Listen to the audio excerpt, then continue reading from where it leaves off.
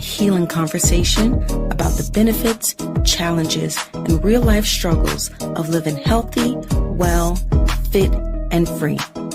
Real discussion for real people who want real change. My Better Living. This podcast is being broadcast on Power Plug Radio, home of your throwback jams. You can download Power Plug Radio app on Google Play or the Apple iStore.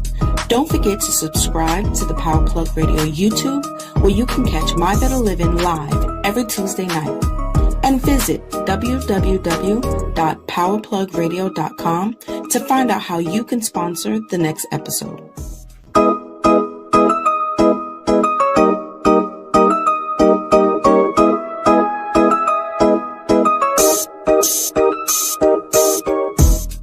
My Better Living. Spend some time with Nurse Shar for honest and healing conversation about the benefits, challenges, and real-life struggles of living healthy, well, fit, and free. Real discussion for real people who want real change. My Better Living. This podcast is being broadcast on Power Plug Radio, home of your throwback jams. You can download Power Plug Radio app on Google Play or the Apple iStore. Don't forget to subscribe to the Power Plug Radio YouTube, where you can catch My Better Living live every Tuesday night. And visit www.powerplugradio.com to find out how you can sponsor the next episode.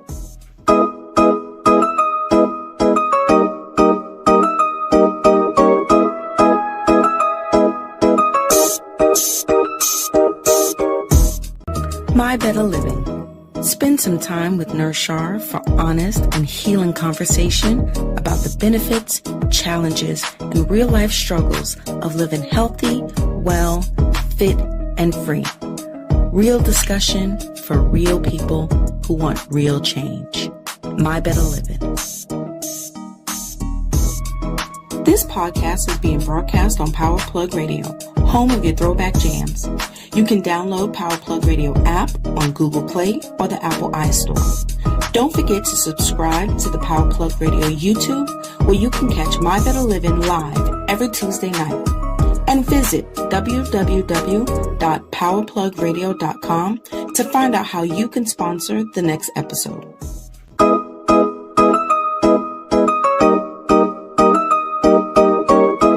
You're listening to Power Plug Radio, home of your throwback jams.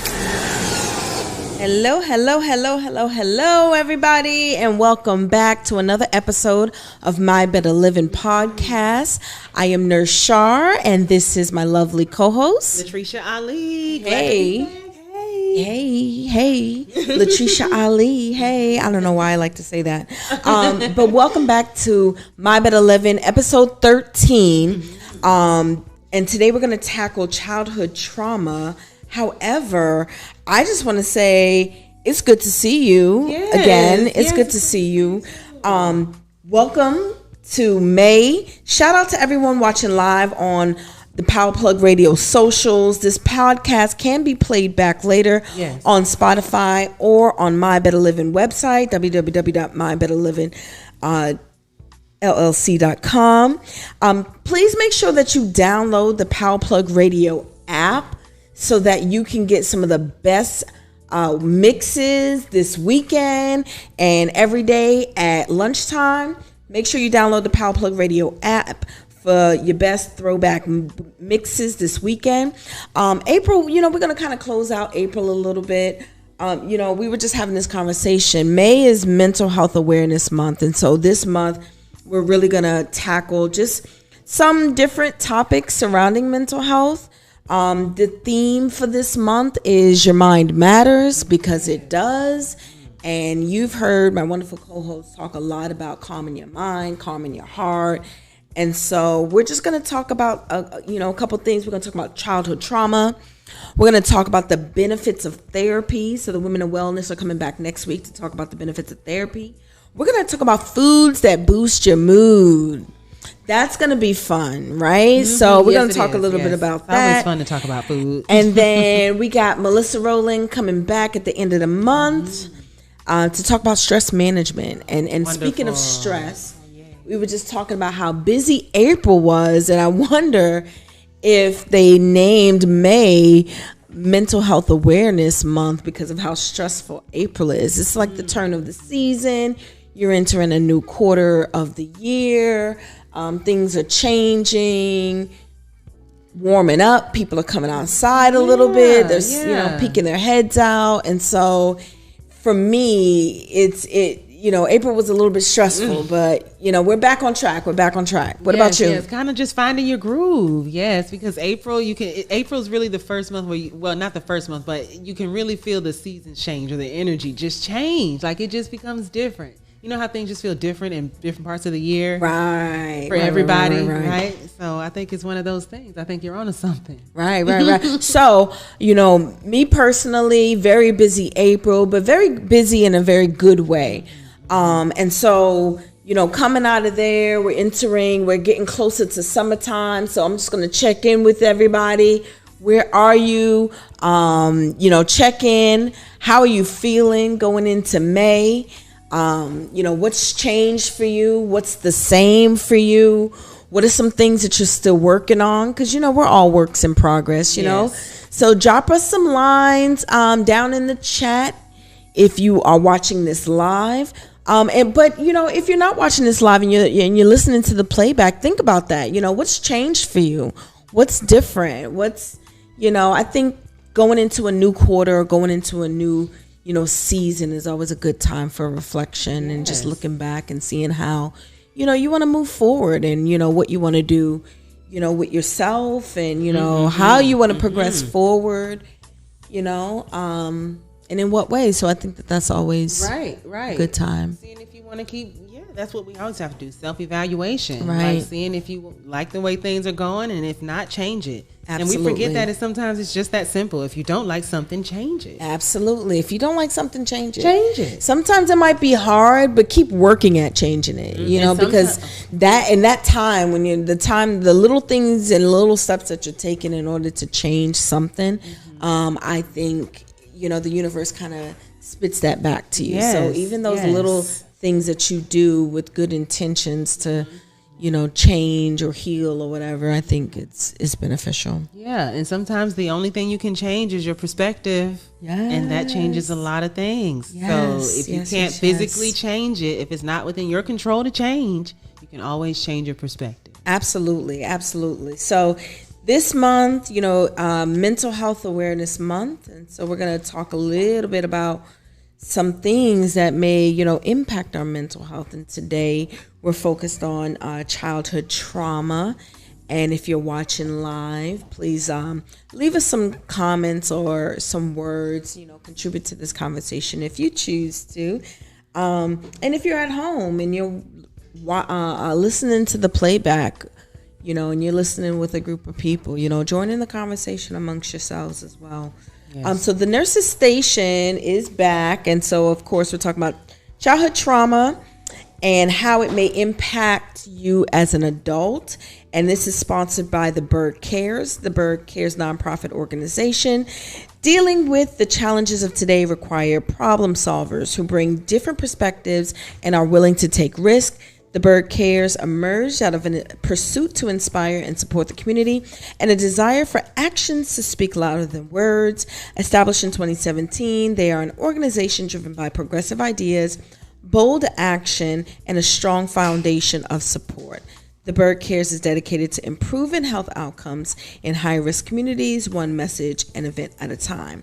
The mission is to inspire health and behavioral changes among families and communities through health promotion, target marketing, and education. Let the Bird Cares take your health message from idea to reality. So thank you to the Bird Cares for sponsoring this episode. Talking a little bit about childhood trauma. But speaking of children, you just recently hosted a very wonderful event featuring some very wonderful children. Yes. Let's talk about that for a minute. Well, Keys to the Universe, Inc., which is a nonprofit that provides piano lessons and music theory classes to children and underprivileged people. So we just had our first annual piano recital, and it was the bomb. The children were super excited. Everybody did well. The turnout was great, and now I've got an influx of requests. So, I'm getting to them all. That's awesome. That's Yes, awesome. yes. That's awesome. Like, and when you talked a little about that, and I said to myself, those are the things that they're going to remember, and those are good memories. Yes. Those are good memories to have. To be a part of that as a kid. Yes. And so, our topic today is about childhood trauma. And let's kind of dive into this because, when I put this out there on the socials, a couple people chimed in that, very important. This is something that we need to talk about. And so, which makes me think that there are people that really want to tap into, this discussion of childhood trauma and, kind of what it looks like for. So just a little bit, I like my stats, right? I like my stats. And so I found this from the, and for those of you watching, yes, I have papers here. I'm old school. I like to do my research and my homework. But this one comes from the Institute for Advanced Psychiatry, which says that more than 2/3 or 66% of children report at least one traumatic event by the age of 16. And, people ask, okay, well, what's a traumatic event? So this is the same Institute for Psychiatry that, really is talking about, some common traumatic events, but of course there are others that, may not always be just this list, but that could include childhood sexual or physical abuse, witnessing domestic violence, bullying, community or school violence, natural disasters. Let's hold on to that one. Natural disasters, loss of a loved one, neglect, serious illness, or accident. So any of these things or categories of things, and probably more that I did not mention that's on this list, can be considered, can leave an impact on a child under the classification of childhood trauma. Yes. It could be very, traumatic. Absolutely. And I don't remember, when I was, well, of course you were young, so I'm like, well, I don't remember people talking about childhood trauma. Well, culturally, for a lot of us, that's swept under the rug. Like, you'll get over it, or you'll be resilient, or you don't know what you're talking about, or you don't. Children are often swept to the side, so naturally their trauma will be too. Right. Or what they're going through. And to me, it's some of these things on this list is just unavoidable. Like a natural disaster. It made me think about COVID and what we went through with COVID, and the fact that there are some kids who are probably traumatized by, COVID, having to be, under lockdown. Sometimes for kids, going to school may be like their only refuge or their only time away from home to get a decent meal, to get and during that time of lockdown or whatever, that may have been difficult, maybe to get away from whatever was going on in the house. But even just the pandemic itself, and the idea that, for like a year, kids didn't socialize in person with other kids unless they had siblings. Yeah. I guess that could be pretty traumatic. There were, I actually saw something that was really crazy, how some 4-year-olds are having their first birthday party because everybody was locked down before. So they never had like a birthday party. And there's really a string of videos recording them reacting to people singing and stuff with a cake because they've never had a party or been to one because everyone had been separated for 2 years. And it's absolutely wild. It's stuff you don't think about. It's like they never had a birthday party. Wow, that is amazing. That is amazing. But I mean, some of it is just like a when I think of trauma, I think of just like an overload of stress. Oh, yes. That just really leaves a imprint on you and an imprint on your life.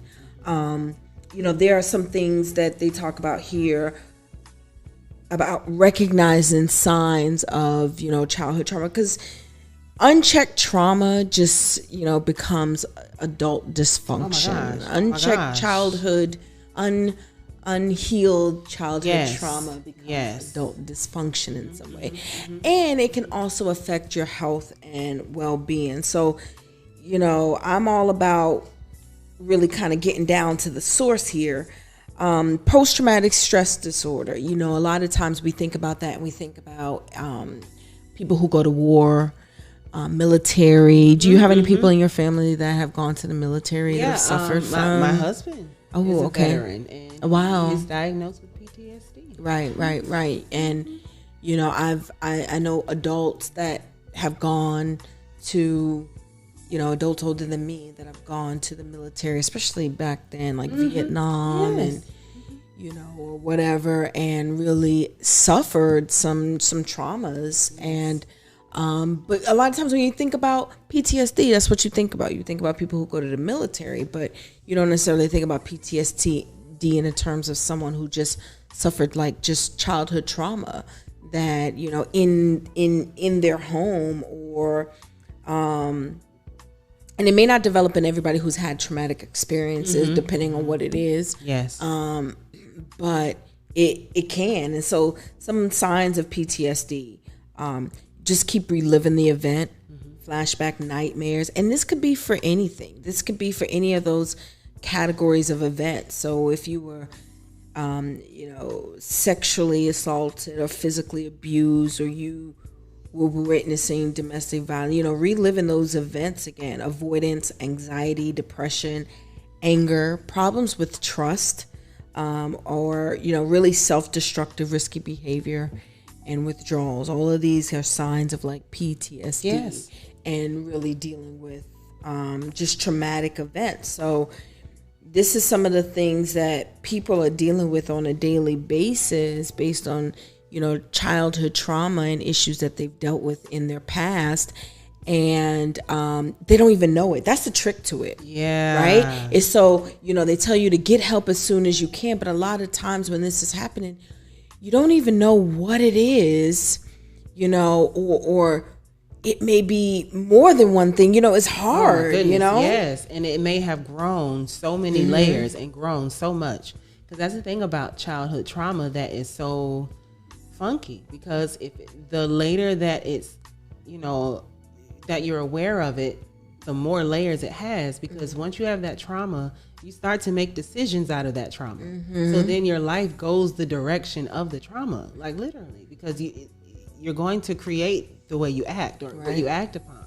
So if they're already thinking that, oh, I'm not enough, or I'm not smart enough and everything, they are going to act out that. And your life will end up usually where you think, the mind is powerful. Your mind matters. We're going to talk about these things. So some of the things that they say that as an adult you may experience or see how this unchecked childhood trauma plays out as you get an adult is in one area is in your attachments or your relationships. So how you attach or detach from people. And a lot of times, with kids, it said that they don't really have a frame of reference. So if their household is dysfunctional, they think that that's normal.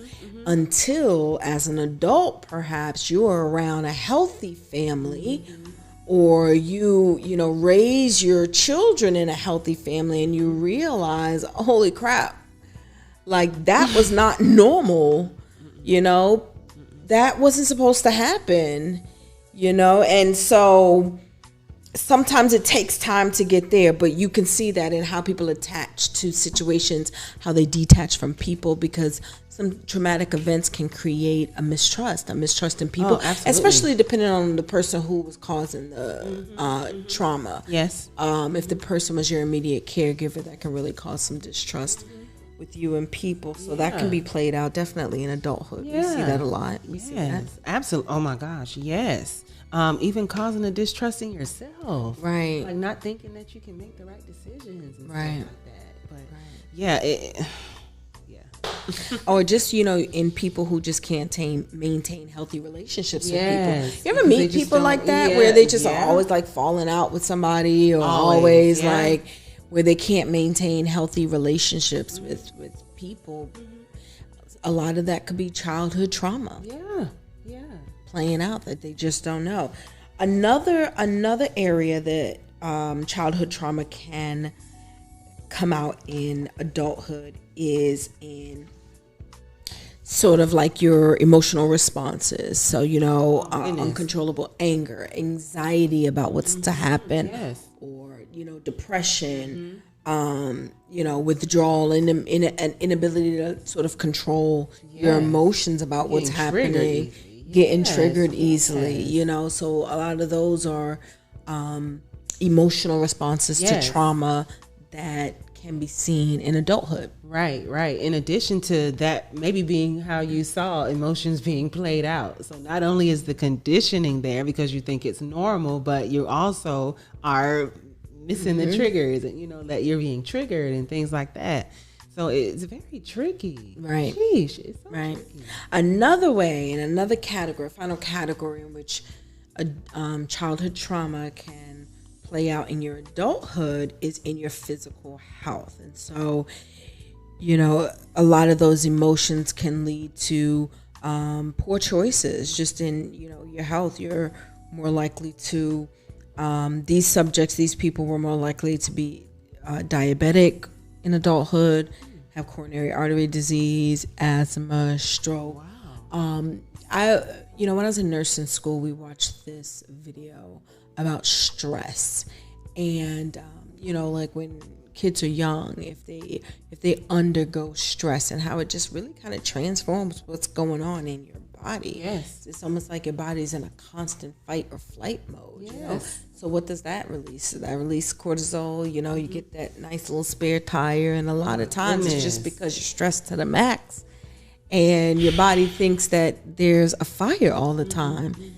And It can't focus on anything but survival. It's not focusing on their highest development because, the body is amazing, but it can really only do one thing at a time. it can. Just like You it's really should only want it to do one thing at a time. yeah. I mean, the essentials, they're gonna, go. Right, But right. taking care of processes in your body, Yeah. Let every system do what it's supposed to do.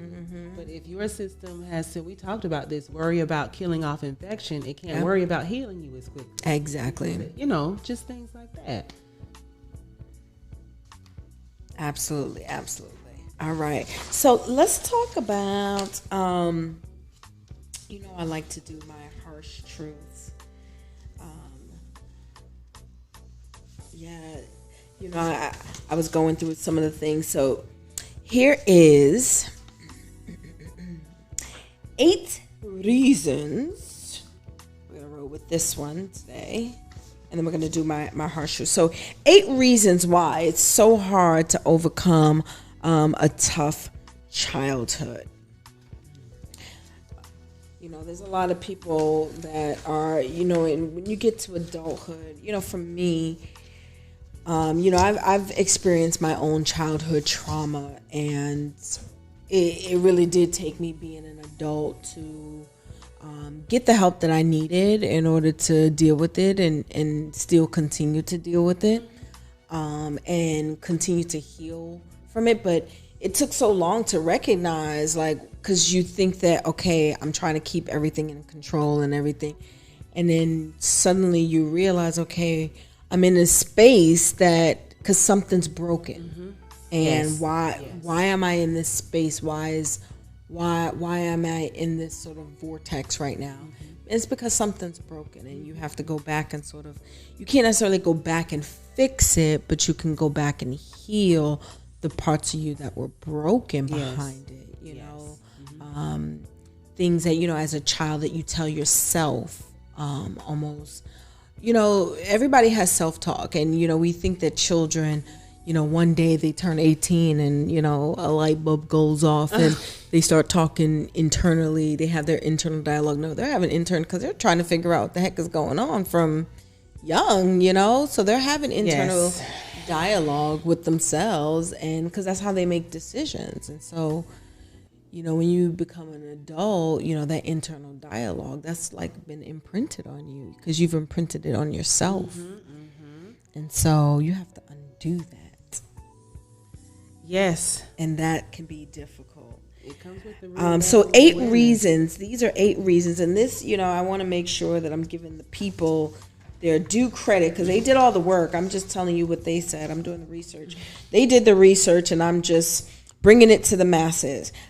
This is from psychologytoday.com. Dr. David Sack. I want to make sure I, give credit where credit is due.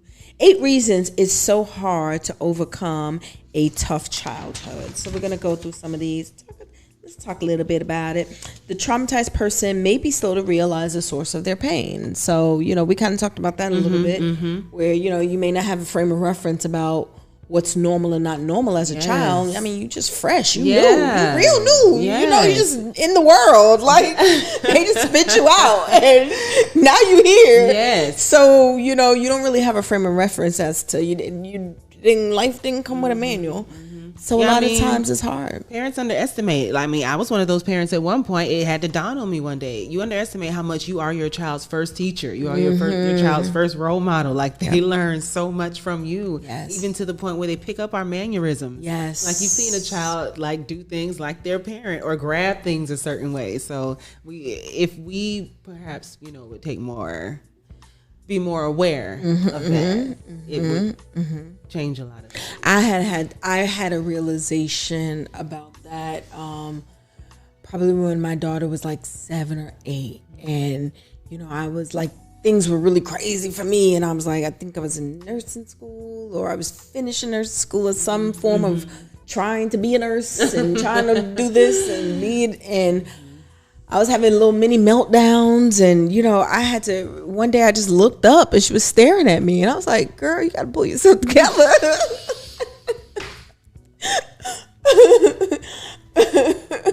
They hit you right there. Yeah, like pull it together. Absolutely. I had to pull it together. But you're right. Thankful, and I'm thankful for that moment because it just, yeah. It's great to know.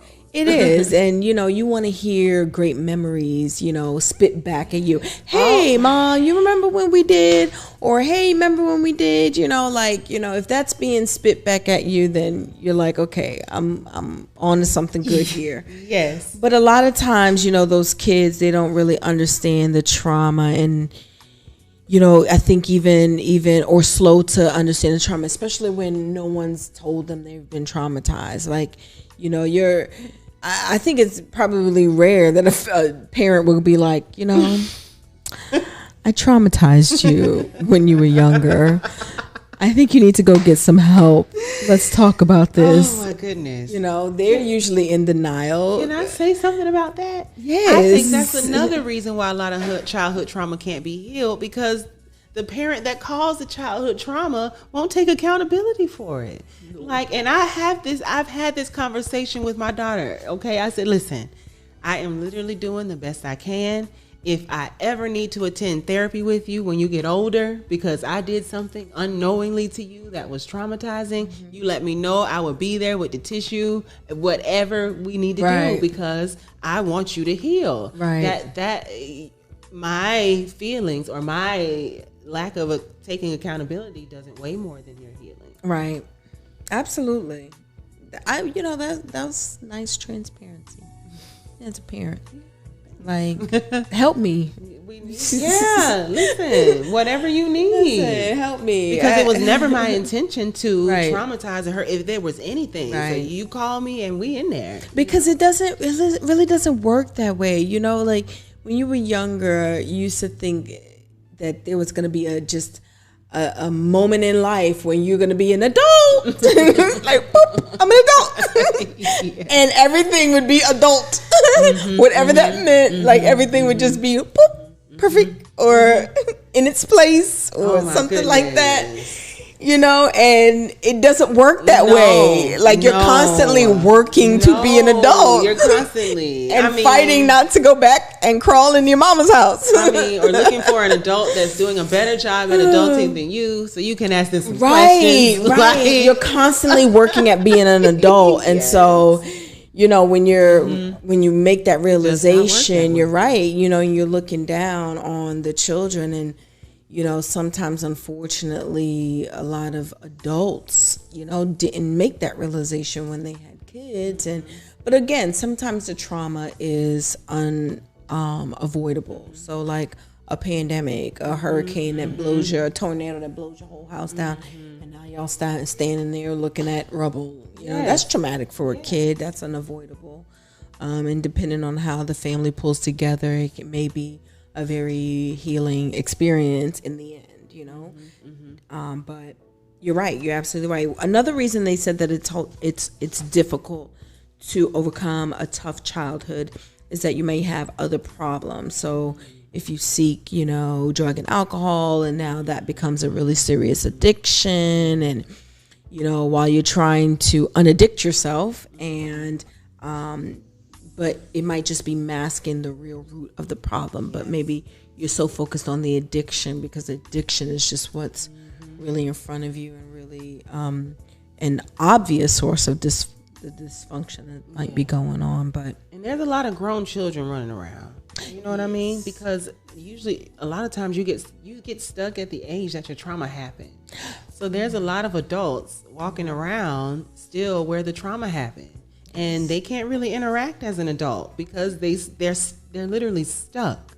So even that touches on children raising children, because you can be an adult by age, but not really mature or wise at mind in raising the children. So that's literally still children raising children. Arrested development. That's exactly what it is. Another reason why it may be difficult is because overcoming the past may mean you have to actually remember it. And that can be pretty traumatic. I feel like if you're out there and you're dealing with a traumatic childhood experience, and you really want to do the work in order to heal and go through, don't do that alone. Please make sure that you seek out some type of professional help, because it can be sort of a re-traumatizing experience if you have to recall the details, or if you have to recall, in order to get closure, or, that could be pretty difficult. It definitely is. It's literally it's science to it. Every time you remember something, you relive it. That's where they get remember from. Because the memories, like, they kind of dissipate, and the way you put it back together is remembering it. And you're going to feel those same feelings. They're going to relive it. I mean, it's literally on the books as science. So you're absolutely correct. Absolutely. So another reason may be hard is because you have to actually get answers from other people. Maybe, it's a why or how, or something's fuzzy. What exactly happened, that day? I just know that somebody was gone, and it could be like a major loss, family lost, or, so it may be looking to get some information from people that either may not want to be accountable, or may not remember themselves, or maybe don't want to remember themselves because it was traumatic for them as well. Too. Yes. I completely agree. I completely agree with that. So I think I agree with that. Another reason it is tough to overcome a childhood is because, maybe your emotions are closed off. I think these next two kind of go together. Emotions being closed off, and it's hard to silence that inner voice. That's exactly what I was talking about. You've been telling yourself one thing for so long, in order to overcome or heal, you have to deprogram or reprogram yourself into something else. And that's where the real work, comes in. If you've had a lot of self-talk, negative self-talk about, that stemmed from that situation or whatever trauma you experienced, and you know, you're gonna have to unwrap yourself from that, and that's hard. And especially if your emotions are closed off, if you're not open to it. Oh my goodness. If you're not open to it. It requires so much vulnerability, even to the last point of talking to people. Because a lot of people like to act like it's not bothering them. Right. And in order to ask those questions, it's going to seem like it's bothering you, or that you're trying to get help. And that can be a scary thing. Yeah. Because not everybody is on that train. That's that holding on. You know, you want to hold on to, you know, just that, I don't know, I'm shutting down, and you really have to open yourself up to, you know, those feelings, and really being honest with, okay, what exactly have I been telling myself? You know, what have I told myself, you know?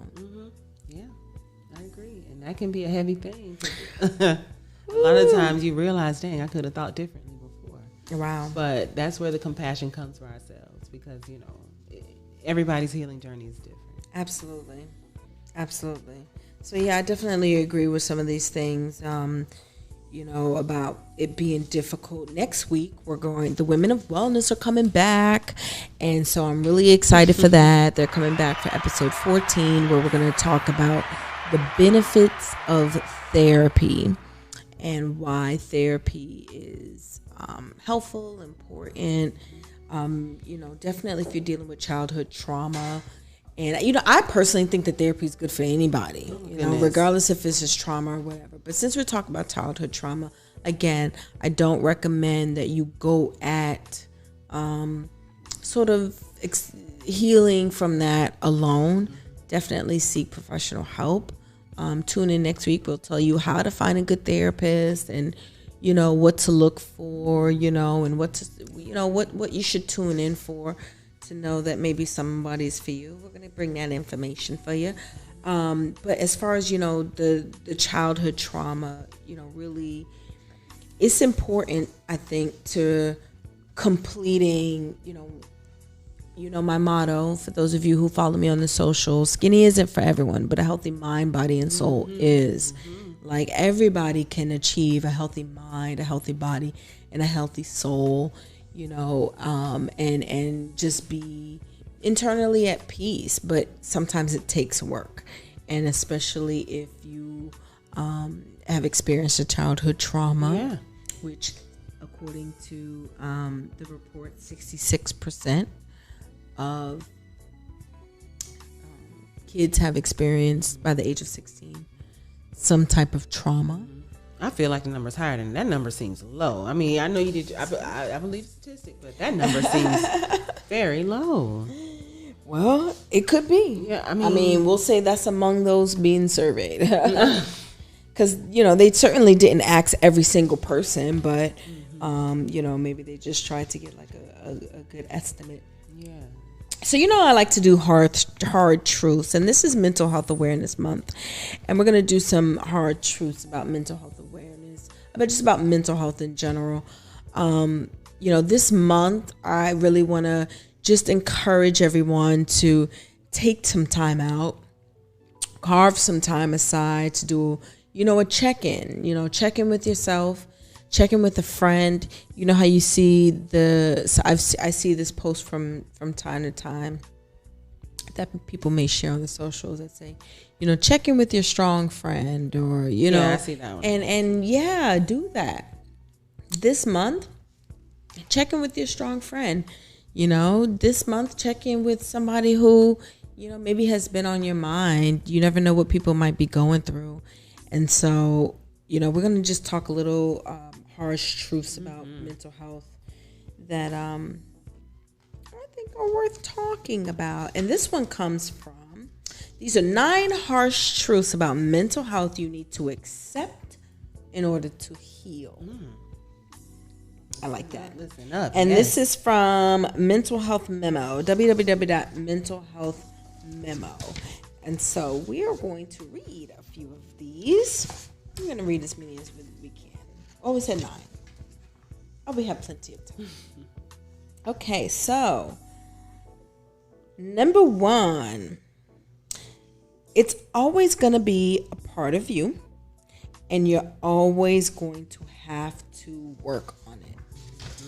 So, y'all, and healing is an ongoing thing, and just be ready for that. We think we're gonna heal from this, and then we're gonna be completely done, completely free forever and ever. We just gonna be realistic.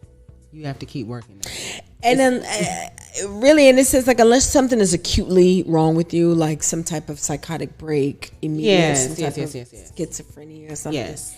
If you have some type of underlying like anxiety, depression, some just mental health, issues, it's an ongoing thing. It's something that you are going to have to work on. Mm-hmm.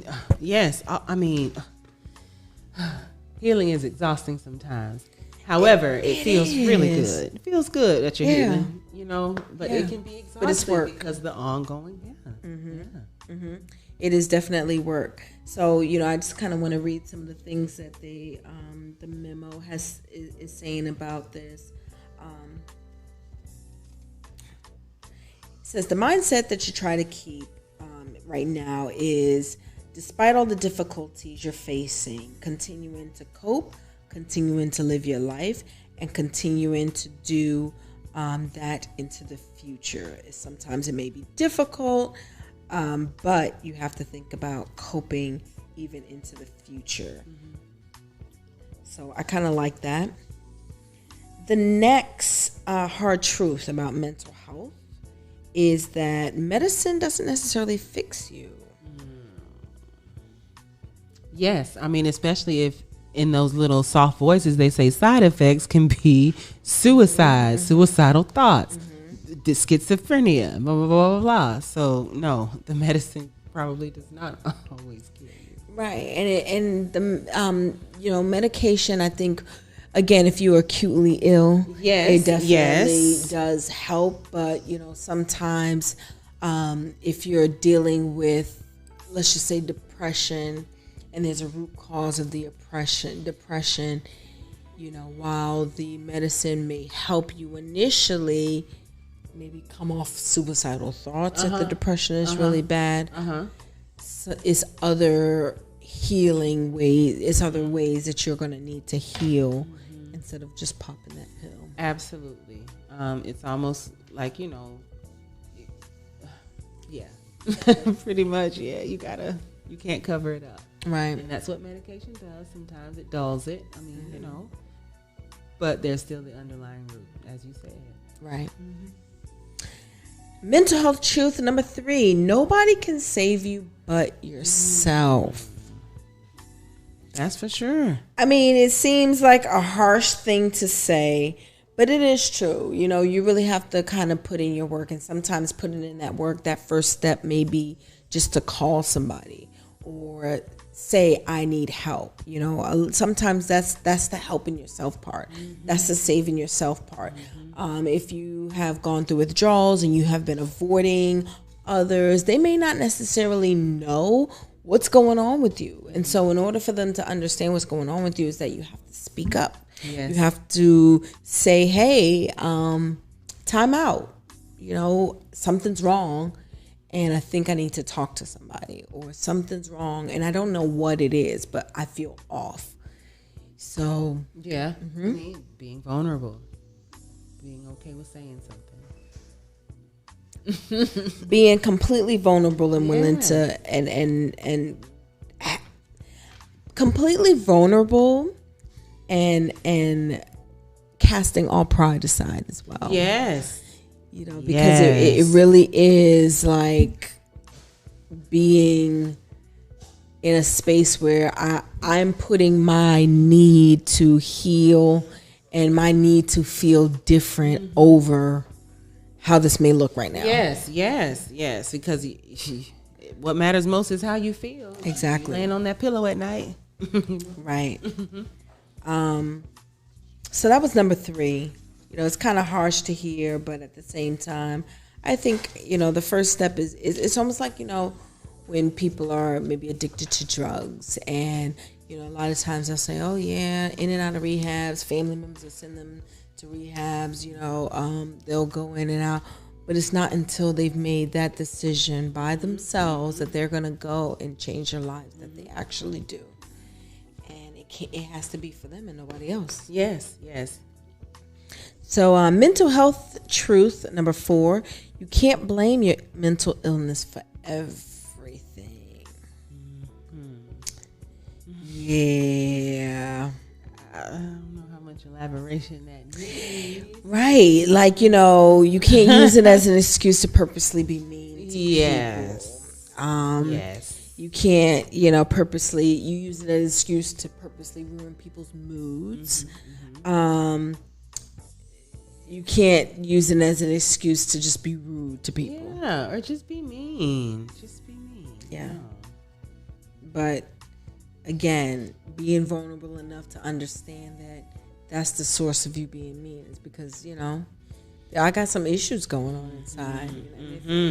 Imagine if there was like a collective, speaking of which, I just want to plug this really quick while we're here in this moment. And I remember Liberated and Living Well.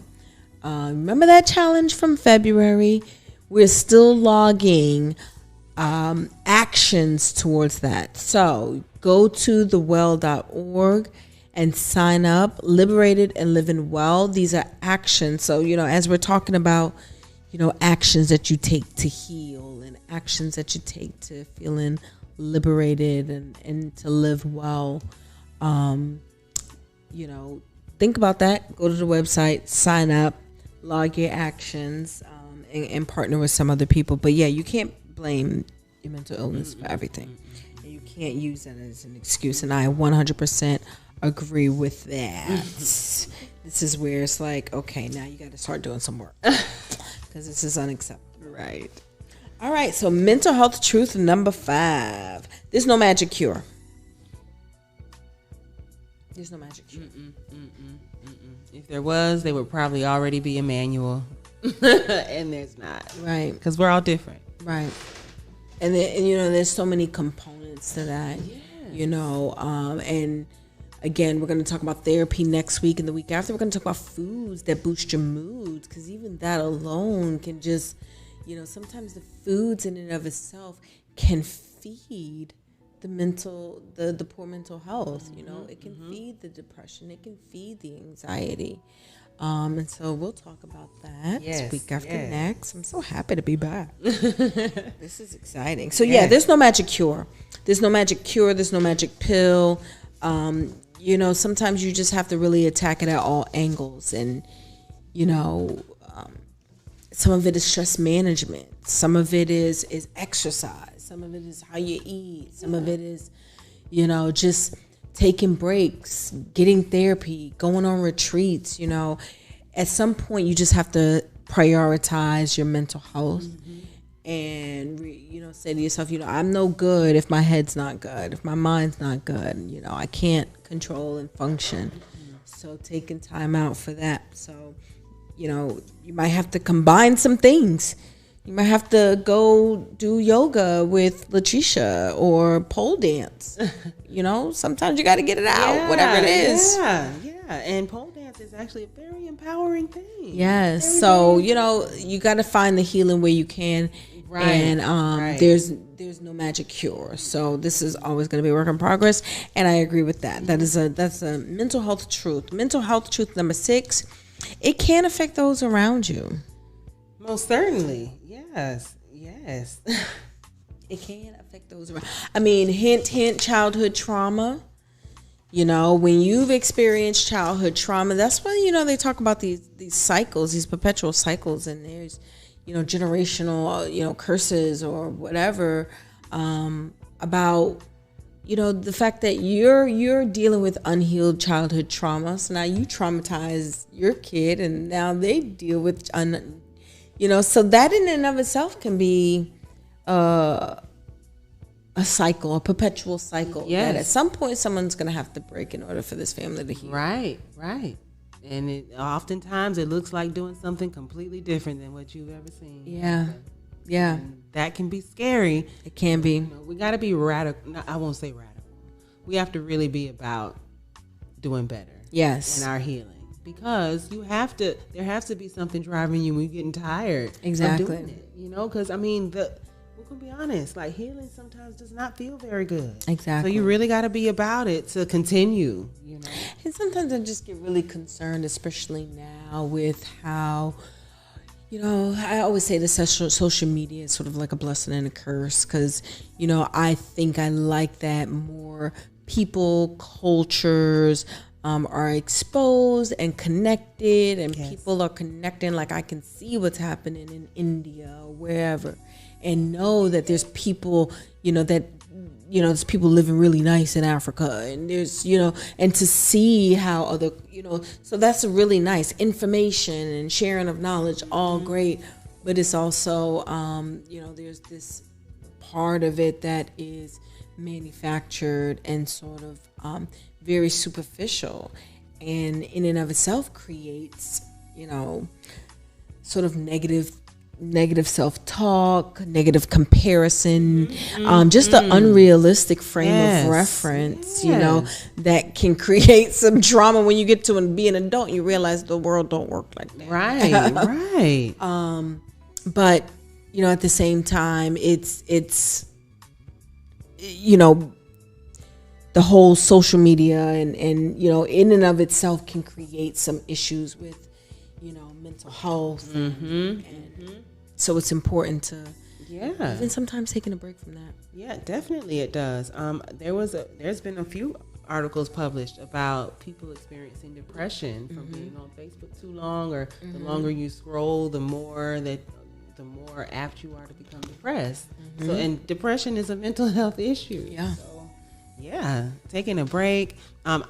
There's something going on called Screen Free Week, where you choose a time where you won't have a screen or anything in front of you every day for like a week. And it's actually a group on Facebook.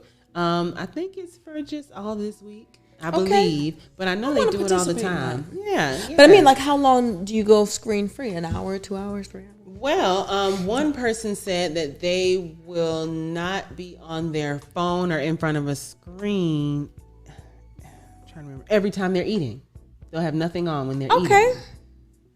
So not watching TV, not being in their phone, not having a screen in front of them. Not reading your emails. Right, while eating. And that actually makes a lot of sense because eating should be a very concentrated thing, So. Wow. Excellent. So mental health truth number 7. Oh my God, we're getting close to time. There is no shame in being mentally ill, but that won't stop prejudice. So just embracing that, hey, I got some things going on.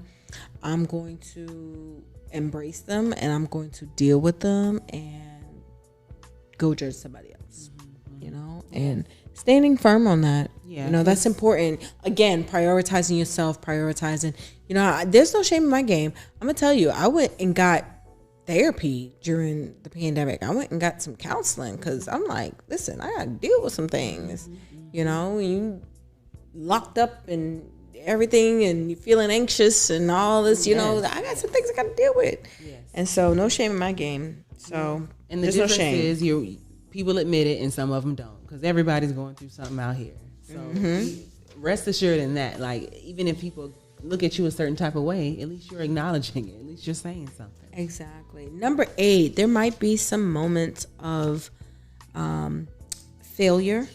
There might be some moments where things just might not go right, and that's okay. You just got to press forward. Maybe you're really trying to control your anger, but that one time that, it's the keep going part. It's the, maybe it's not okay because now you got to apologize and you got to, pull it back, but it's the keep going part. It's the being accountable, being responsible, and keep going. Especially as sometimes we have to be the example for little eyes. Yes. So yes, we have to go back and correct it. We need to go back and apologize. Yeah. And number 9, at the end of the day, your mental health, your mental illness, or your mental health will evolve and will change over time. So whatever, your mental health may look like now, may not look like that tomorrow, especially if you're working on it. If you're working to heal, if you're working to do better, where you're at now will not be where you're at next year. I mean, it's almost like losing weight, right? You actively work on, Yes. being different, looking different. So why not actively work on thinking different, feeling different, making different decisions. Absolutely. Yeah. The work is always necessary and rewarding. Agreed.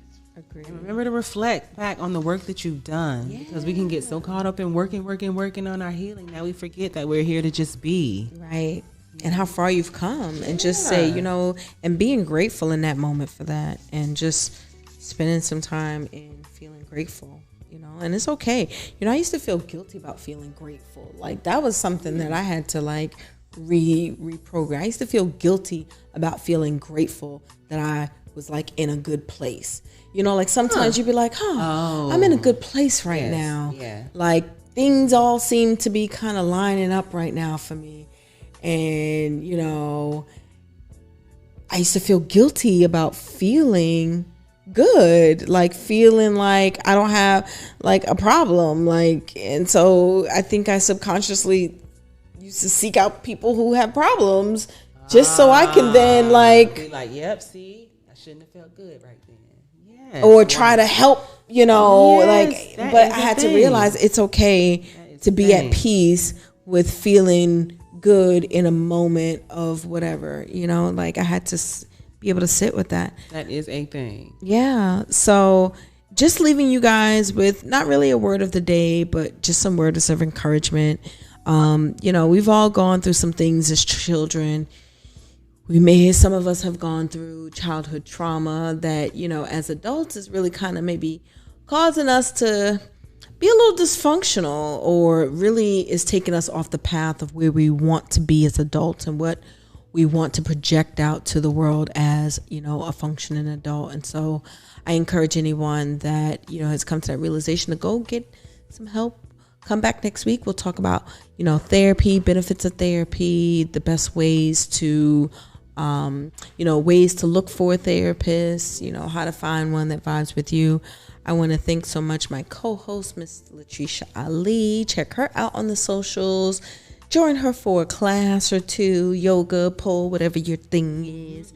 You can also follow me on Nurse Shar on IG, Nurse Shar RN on Twitter, Nurse Shar RN, TikTok, Nurse Shar RN, and on YouTube and Facebook at My Better Living. Thank you so much to The Bird Cares for sponsoring this show, and thank you so much to Power Plug Radio for this live feed. Thank you. We'll see you next week. You're listening to Power Plug Radio, home of your throwback jams.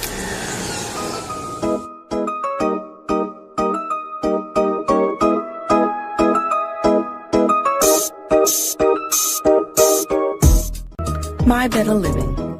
Spend some time with Nurse Shar for honest and healing conversation about the benefits, challenges, and real-life struggles of living healthy, well, fit, and free. Real discussion for real people who want real change. My Better Living.